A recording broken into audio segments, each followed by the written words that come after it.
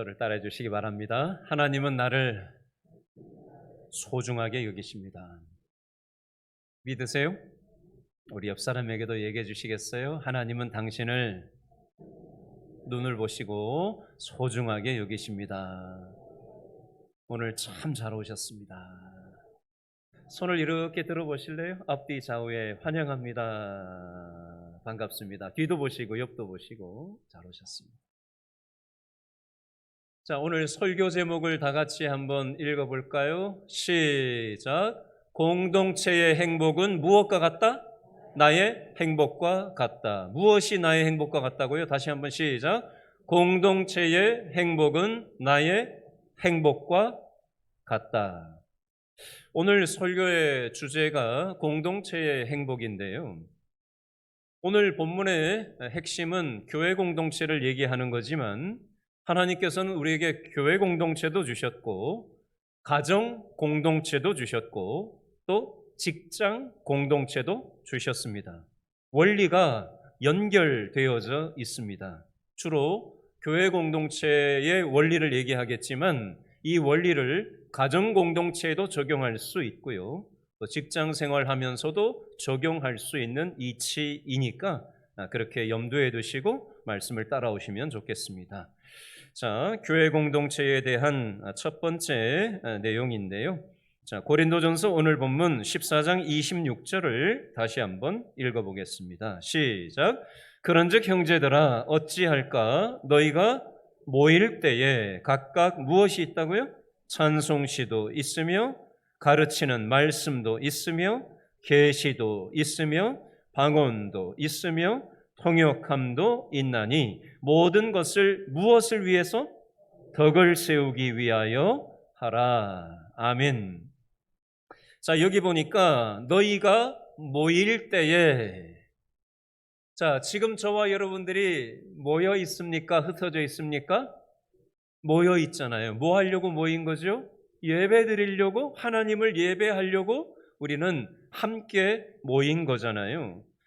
오늘 고린도 전서가 쓰여진 배경이 되는 고린도 교회에도 함께 모여서 예배를 드리는 일이 있었는데 고린도 교회 교인들이 모여서 예배를 드릴 때 어떤 일들을 했다라고 26절 둘째 줄 셋째 줄에 나와 있죠. 찬송, 말씀, 계시, 방언, 통역, 예배의 여러 가지 요소가 고린도 교회 교인들이 함께 모여서 하나님을 예배할 때 이런 여러 가지 요소가 있었음을 말씀하는 것입니다.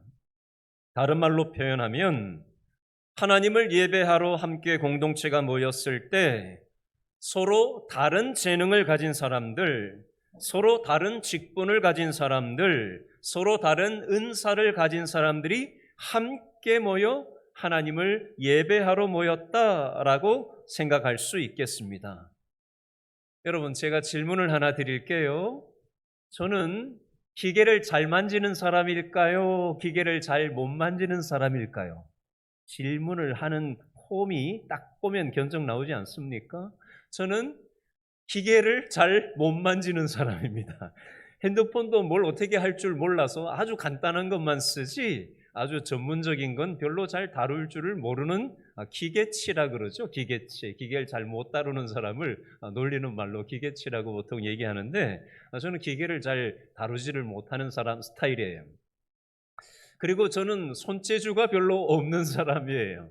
네, 어떤 사람 보면 손재주가 어떻게 저 사람은 저것도 고치고 저렇게 잘 만들고 저렇게 잘 하나라는 사람도 있는 반면에 저 같은 사람은 그런 쪽에는 관심도 없고 할 줄도 모르고 좀 그런 성향이 있습니다. 사람마다 잘하는 면이 있고 관심이 있어야 또 이게 잘하게 되죠. 그렇죠?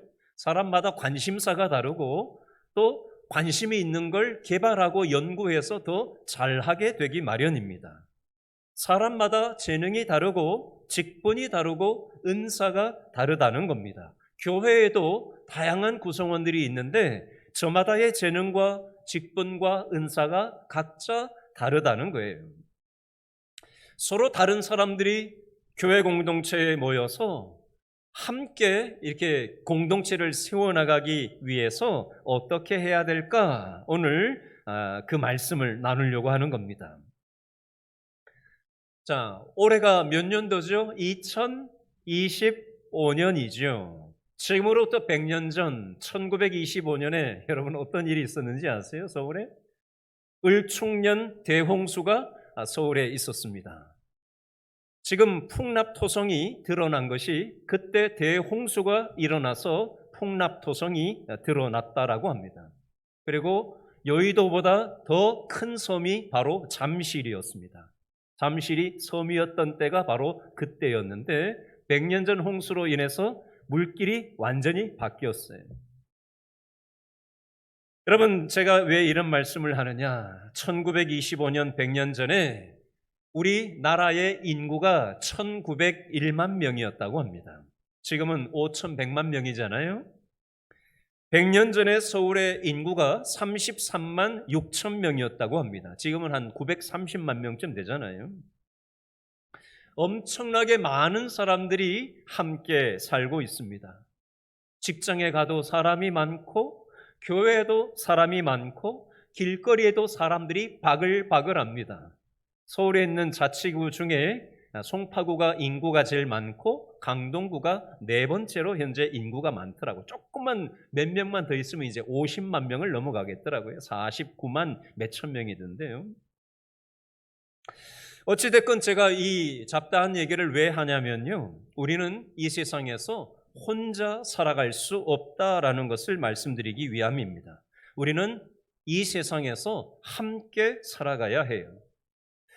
여러분, 똑똑한 사람들끼리 가족 구성원으로 만나서 살면 그 가정이 행복할 수 있을까요?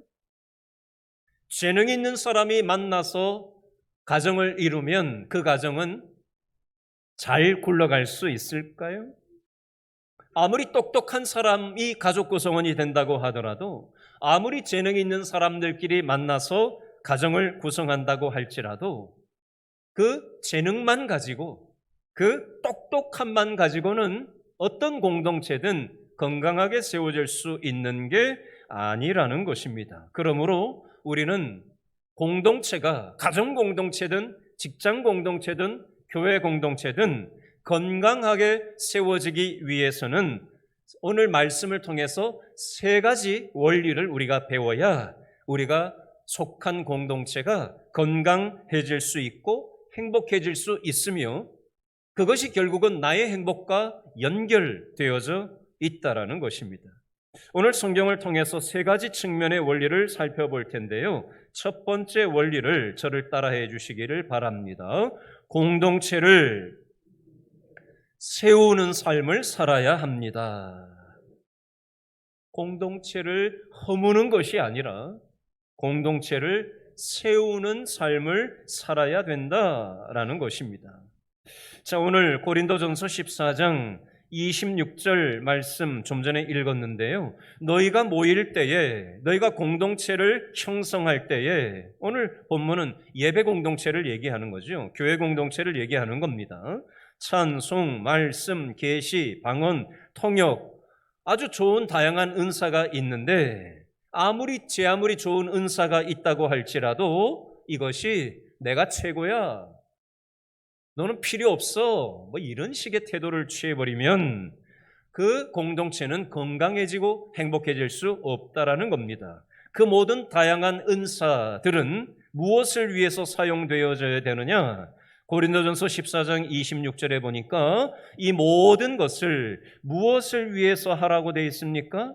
덕을 세우기 위하여 사용되어져야 된다라고 말씀합니다. 자, 다른 말로 표현해 보겠습니다. 자, 이 덕을 세운다, 공동체를 세운다라는 표현을 또 다른 말로 표현하면 집을 짓는다, 건축한다라는 말로 바꾸어서 표현할 수 있겠습니다. 자, 우리 교회 건물 바로 옆에 길동 하이마트 자리가 지금 주상복합 건물이 지금 쑥쑥 올라가고 있잖아요. KTNG하고 우리 교회 사이에, 그죠? 길동 하이마트 자리가. 그리고 이 큰 길 건너편에도 이 두 필지가 지금 땅을 파놓고 공사를 하려고 지금 준비를 하고 있고요.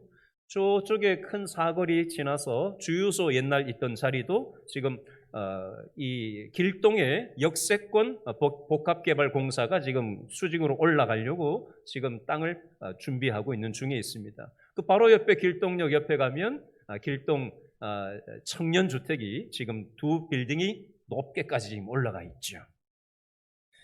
여러분, 집을 짓고 건축을 하는 거 중요한 부분입니다.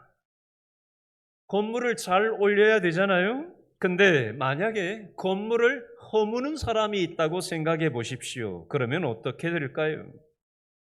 자, 오늘 성경에서는 교회 공동체를 잘 짓고 세우는 역할을 해야 된다라고 말씀합니다. 반대로 교회 공동체를 허무는 역할을, 망가뜨리는 역할을 하면 안 된다고 말씀하는 거예요. 자, 쉬운 예를 좀 들어보겠습니다. 시골에 계신 저희 어머니가, 제가 어렸을 때 저희 어머니가 이제 식사를 준비하시고 가족들이 밥을 먹는 걸 이렇게 보시면서 입버릇처럼 항상 하시곤 했던 말씀이 있어요.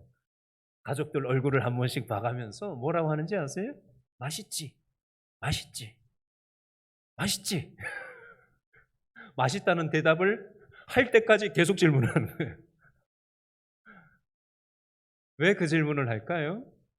본인이 정성껏 준비한 음식을 내 가족들이 맛있게 먹는 모습, 그리고 자신의 어떤 행위가 인정받고 존중받고 싶은 마음이, 욕구가 있으니까 그렇게 하는 것 같아요.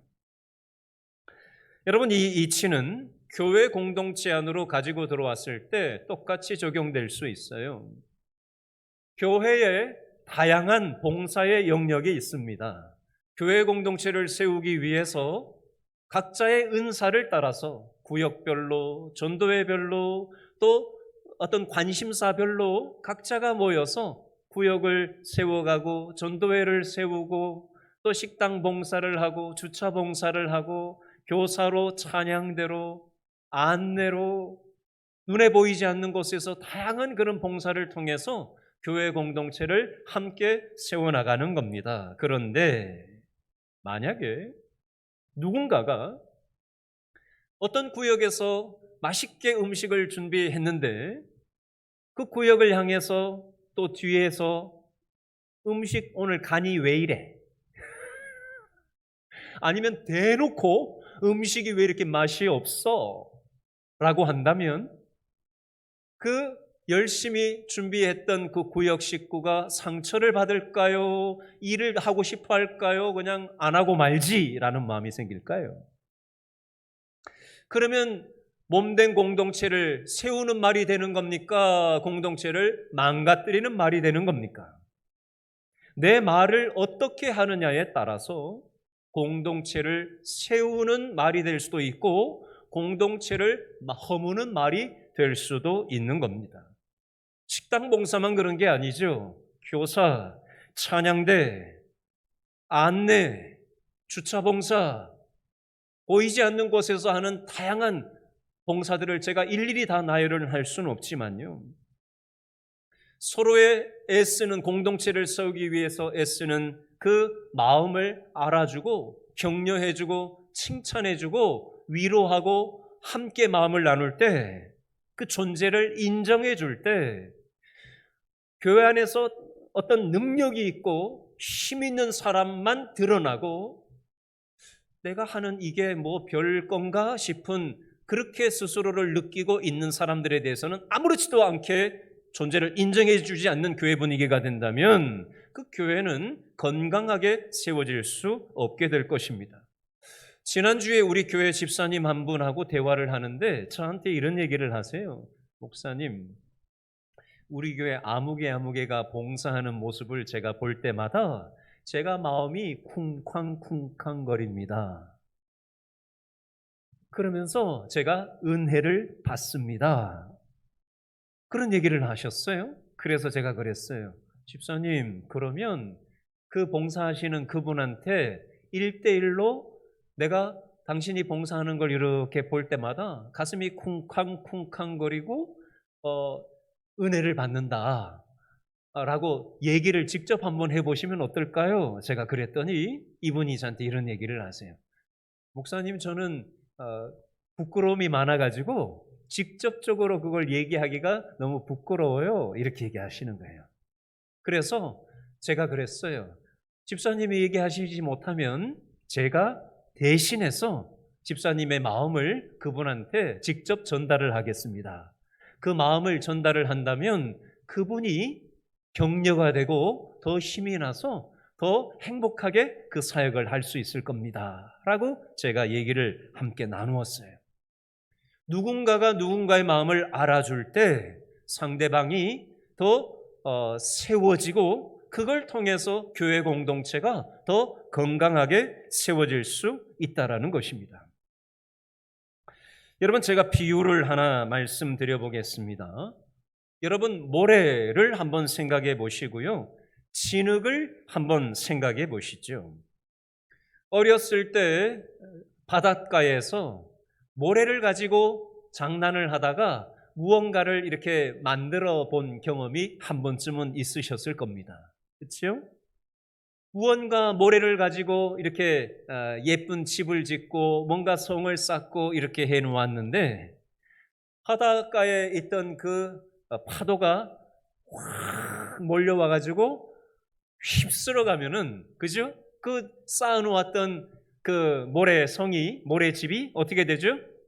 흔적도 없이 스르르 없어져 버립니다. 모래의 특성이라는 것은, 모래 알갱이의 특성은 뭉쳐지는 특성이 아니에요. 겉으로 봐서는 집이 생겨진 것 같고 겉으로 봐서는 뭔가 성이 쌓여져 있는 것 같지만 그 바닷물이 한번 휩쓸고 지나가면은 그냥 스르르 없어지는 이치가 있다는 겁니다. 여러분, 이것은, 이 바닷물이 와서 모래를 흩어버리는 것은 무엇과 같은 거냐면요, 이것에 비유할 수 있습니다. 나의 말이 바닷물과 같이 사용될 수 있습니다. 나의 부정적인 말, 나의 비난, 남을 헐뜯는 말, 흠을 잡는 말, 이런 것들이 공동체를 마치 바닷물이 모래를 흔적도 없이 흐트러버려서 그것이 건강하게 구축되는 것을 망가뜨리는 이치처럼 우리가 공동체를 허무는 말과 생각과 태도를 통해서 혹시 공동체를 허무는 역할을 하고 있지는 않았는지 돌아보았으면 좋겠어요. 반대로 진흙을 한번 생각해 보시죠. 진흙의 특성은 잘 뭉쳐진다라는 특성이 있습니다. 공동체가 잘 결속이 되기 위해서는, 공동체가 세워지기 위해서는 우리가 이쁜 말을 해야 돼요. 다른 사람을 격려하는 말을 해야 됩니다. 다른 사람을 인정해 주는 말을 자꾸 해야 돼요. 다른 사람을 칭찬해 주는 말을 해야 됩니다. 다른 사람을 존중해 주는 말을 해야 하는 겁니다. 여러분, 완벽한 사람이 어디 있어요? 완벽한 배우자가 어디 있습니까? 완벽한 자식이 어디 있어요? 완벽한 사장이 어디 있습니까? 완벽한 직장 동료가 어디에 있던가요? 완벽한 목사가 어디 있습니까? 완벽한 성도가 있던가요? 없어요. 그러므로 우리는 공동체를 세우기 위해서 서로의 약점을 후벼파는 말을 할 것이 아니라 서로의 강점을 인정해주고 존중해주고 서로 참아주고 함께 메꾸어주면서 교회 공동체를 함께 짓는 것입니다. 우리가 이 역할을 서로 감당하라고 하나님께서 우리를 교회 구성원으로 하나님께서 묶어주셨어요. 공동체를 세우는 것과 공동체를 허무는 것, 공동체를 세우는 것은 하나님의 뜻이라면요, 공동체를 허무는 것은 사단 마귀의 뜻이라는 것입니다. 자, 이 첫 번째 원리를 통해서 나는 공동체를 세우는 역할을 감당하고 있나, 아니면 공동체를 허무는 데 사용되고 있는가 한번 돌아볼 수 있기를 바랍니다. 두 번째 원리, 저를 따라해 주시기 바랍니다. 공동체를 세우려면 차례를 지켜야 합니다. 다시 한번요. 질서를 지켜야 합니다. 자, 근거 구절이 오늘 고린도전서 14장 27절에서 30절 말씀까지인데요. 27에서 30절까지 다 같이 읽습니다. 시작. 만일 누가 방언으로 말하거든 두 사람이나 많아야 세 사람이 어떻게 하고? 차례를 따라 하고 한 사람이 통역할 것이요. 만일 통역하는 자가 없으면 교회에서는 잠잠하고 자기와 하나님께 말할 것이요. 예언하는 자는 둘이나 셋이나 말하고 다른 이들은 분별할 것이요. 만일 곁에 앉아 있는 다른 이에게 계시가 있으면 먼저 하던 자는 잠잠할지니라. 아멘. 고린도 교회에 다양한 은사를 가지고 예배를 드렸는데 예배 드릴 때 차례를 지키고 질서 안에서 예배를 해야 질서 있는 예배, 공동체가 질서 안에서 세워지는 예배가 될 수 있음을 27절, 8절, 9절, 30절에서 설명하고 있는 내용입니다. 그 중에서 27절 말씀에 보니까 무엇을 따라 하라고 돼 있어요? 차례를 따라 하고 라고 돼 있습니다. 다른 말로 질서를 지켜야 된다라는 말씀이 되겠습니다. 여러분, 이 세상에 차례를 지키지 않으면 이 세상이 잘 굴러갈 수 있을까요? 여러분, 하나님께서는 이 세상을 하나님의 창조 질서 속에서 창조하셨습니다. 하나님은 이 모든 세상의 모든 만물을 하나님의 창조 질서 속에서 창조하셨어요. 동물의 세계를 한번 생각해 볼까요? 겨울에 기러기 떼가 하늘을 보면은 기러기 떼가 날아가는데 V자 대형으로 그대로 날아갑니다. 보셨어요? V자 모양으로 그대로 흐트러지지 않고 날아가요. 쟤네들은 어떻게 저렇게 그대로 저렇게 질서를 잘 지키고 날아가나 희한하죠? V자 대형으로 조금도 흐트러짐이 없이 기러기 떼가 날아가요. 들쑥날쑥하지 않고 정확히 자기 위치를 지킵니다. 개미 사회를 한번 생각해 볼까요? 개미들의 공동체를 보면요, 여왕 개미는 놀고 먹으면서 알만 낳는 것처럼 보입니다. 그런데도 나머지 개미들이 아무도 시기하지 않는 것처럼 보입니다. 여왕 개미가 선정이 되면 나머지는 일만 열심히 하는 일개미가 됩니다. 어떤 수학자가 이 개미 공동체를 수학적으로 연구를 한 결과 이 방식이 번식에 있어서 가장 합리적으로 타당하다라고 수학적인 증명을 해냈다고 합니다. 그런데 인간 사회는 어떨까요? 인간 사회는 개미들도 그렇게 질서를 잘 지키고 기러기들도 그렇게 질서를 잘 지키는데 우리 인간 사회는 어떠냐? 여러분, 어젠가 이틀 전인가 뉴스를 보는데 갓길에서 갓길로 운전을 하면 돼요? 안 돼요? 비상 상황에서만 갓길로 가는 거잖아요. 근데 빨리 가려고 몇 킬로로 달렸다는지 아세요? 뉴스에 보셨어요? 180km로 갓길에서 달려보셨어요? 일반 고속도로에서 180km로 달리려고 해도 이거 보통 빠른 게 아닌데 갓길에서 180km로 무슨 사연인지 달리다가 사고를 내서 5명인가가 다쳤다는 뉴스가 어젠가 이틀 전인가 나왔어요. 여러분, 차례를 지키지 않으면, 질서를 무시하면 사고가 나는 겁니다. 그것이 운전의 영역이건 가정의 영역이건 직장의 영역이건 교회 공동체 아니건 차례를 지키지 않고 제자리를 잃어버리고 질서를 잃어버리면 사고가 나기 마련인 겁니다. 교회 공동체에는 질서가 필요합니다. 내 순서가 아닌 순서, 내 위치가 아닌 위치에 나서서 질서를 흐트리면 문제가 된다는 것입니다. 태양계를 순환하는 행성들도 각자 자기 궤도를 돌고 있어요. 대기권 안에서 일어나는 물의 순환이나 기압의 변화나 바람의 이동도 질서 있게 배열되어져 있습니다. 낮과 밤의 변화, 계절의 변화, 생태계의 순환도 다 때가 있고 장소가 있는 배열이 있습니다. 여러분, 인간 사회는 그러나 그렇지 못합니다. 그래서 문제가 자꾸 생기는 것입니다. 전도서 3장 1절 말씀에 보면 이런 말씀이 있어요. 천하의 범사가 기한이 있고 모든 목적이 이룰 때가 있나니. 이 세상 만사가 다 기한이 있다. 모든 목적이 이루어질 때가 하나님의 시간이 있다라는 것입니다. 그러므로 우리는 차례를 지키면서 살아야 내 자신도 건강하고 내가 속한 공동체도 건강하고 행복할 수 있다라는 것입니다. 자, 적용해 볼까요? 나는 가정 공동체 안에서 내 자리를 잘 지키고 있나? 나는 내 직장 공동체에서 내 몫을 잘 감당하고 있나?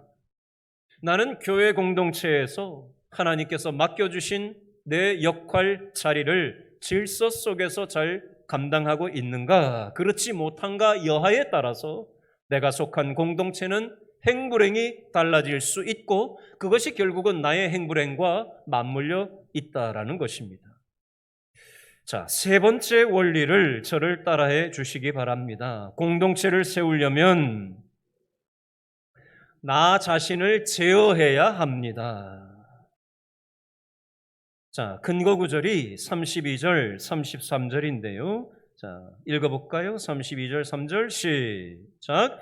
예언하는 자들의 영은 예언하는 자들에게 뭘 받나니?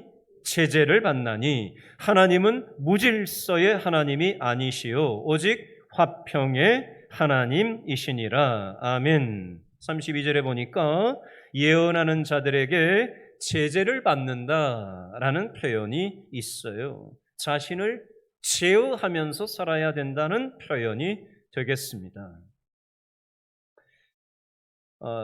창세기 4장 7절 말씀을 제가 읽어드릴게요. 창세기 4장 7절입니다.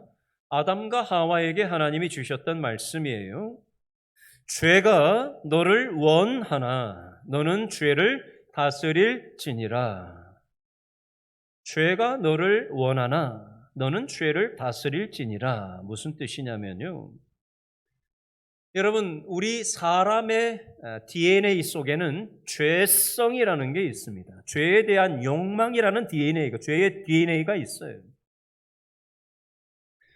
우리는 시도 때도 없이 생각 속으로 죄를 범하고 싶은 욕망이 꿈틀꿈틀댑니다.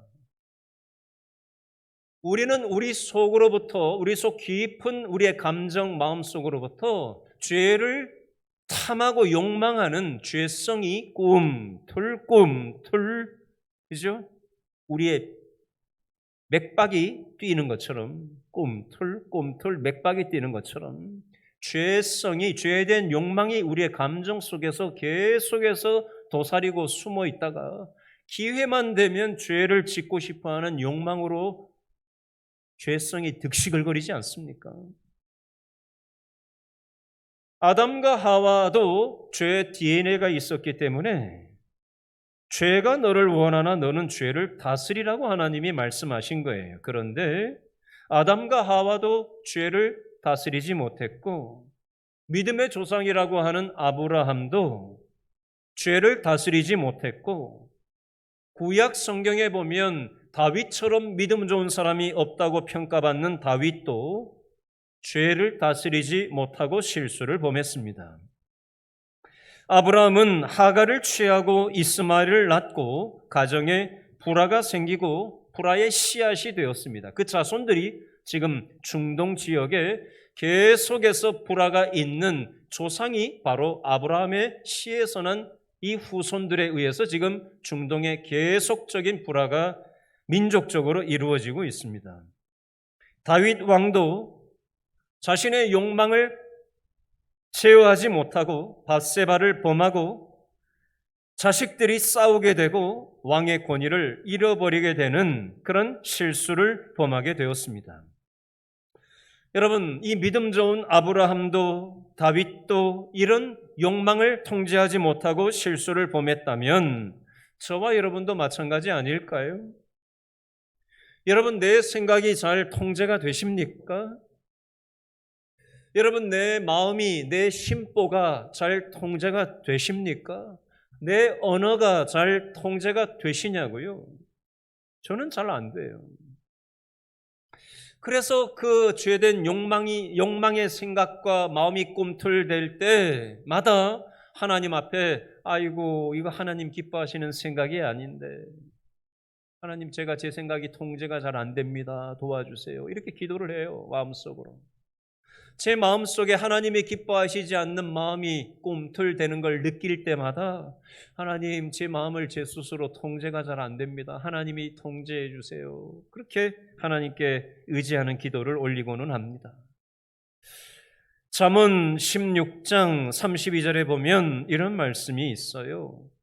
노하기를 더디하는 자는 용사보다 낫고 자기의 마음을 다스리는 자는 성을 빼앗는 자보다 나으니라. 자기 감정 통제가 안 되고 또 자기 생각이 통제가 잘 안 된다는 거예요. 그래서 우리는 어떻게 해야 되느냐? 저를 따라해 주시기 바랍니다. 하나님, 제 인생을 통제해 주십시오. 내가 내 생각 통제하지 못하고 내 마음 통제하지 못하니 하나님께 생각과 마음을 통제해 달라고 기도해야 되지 않을까요?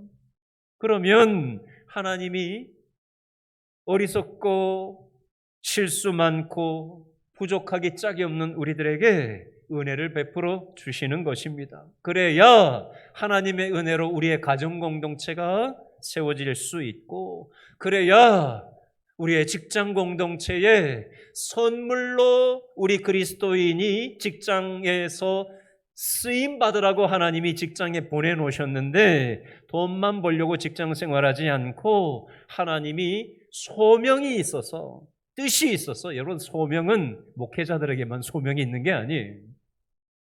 하나님이 우리에게 주신 우리가 손대는 그곳이 바로 하나님의 소명의 자리인 것입니다. 그곳에서 선물과 같은 역할을 하면서 살아가라고 하나님이 우리 그리스도인들을 직장 공동체로 파송시켜 주신 거예요. 그런데 직장에서 일하다 보면 얼마나 성질 나는 일이 많아요. 그렇죠? 얼마나 무질서한 일들이 많습니까? 얼마나 차례를 지키지 않는 일들이 많습니까? 얼마나 불합리한 일들이 많아요. 그러면 막 성질이 나지 않아요? 그죠? 당신들처럼 나도 내 생각대로 맞서고 싶은 마음들이 들 때가 있지 않을까요? 그럼에도 불구하고 하나님이 나를 선물과 같은 역할로 소명을 주셔서 내 직장 공동체에 심어 놓으셨는데 내 생각대로, 내 감정대로 하지 않고 하나님이 내 생각과 감정을 통제해 주심으로 직장 공동체 안에서 선물과 같은 그런 역할을 감당하기를 원합니다. 우리가 이런 기도를 올리기를 원하셔요. 그리고 우리가 속한 교회 공동체 안에서도 내 생각과 내 감정대로가 아니라 하나님의 생각과 하나님의 마음으로 우리가 공동체를 세우고 질서를 지키고 내 역할을 내 자리에서 묵묵히 감당할 때 하나님께서 교회 공동체를 건강하게 행복하게 세워주시고 그것이 결국은 나의 행복과 연결되어져 있다라는 것입니다. 오늘 말씀 생각하시면서 우리 자신을 돌아보고 우리가 기도할 수 있었으면 좋겠어요. 기도하겠습니다.